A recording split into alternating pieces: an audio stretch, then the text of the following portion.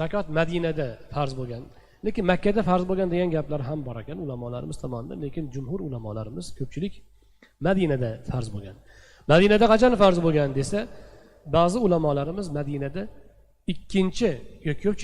ko'pchilik ulamolar 2-hijriy sanada Ramazonning oxirgi kunlarida farz bo'lgan zakot deydilar. Zakot o'zi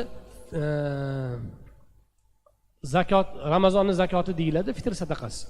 Fitr sadaqasi farz bo'lgan va o'shaning ketidan zakot ham farz bo'lgan deyiladi ko'pchilik ulamolarimizning fikrlariga ko'ra. Lekin boshqa fikrlar ham bor. Zakot bir necha yil keyin 6-chi yoki 8-chi sanad, hijriy sanada farz bo'lgan degan fikrlarni ham ulamolarimiz tomonidan aytilgani bor ekan, lekin mashhuri shu. Ro'za esa hijratning 2-yili Ramazondan bir kun oldin, Sha'bonning oxirgi kuni farz bo'lgan. 29-Sha'bonda oyat nozil bo'lgan. Baqara surasidagi oyatlar 83-84 oyatlar.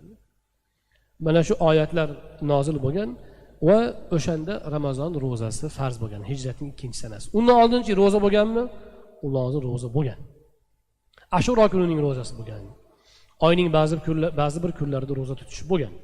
Lekin Ramazon ro'zasi aynan 2-hijriy sanada farz bo'lgan va musulmonlar birinchi bo'lib mana shu sana Ramazon ro'zasini tutganlar.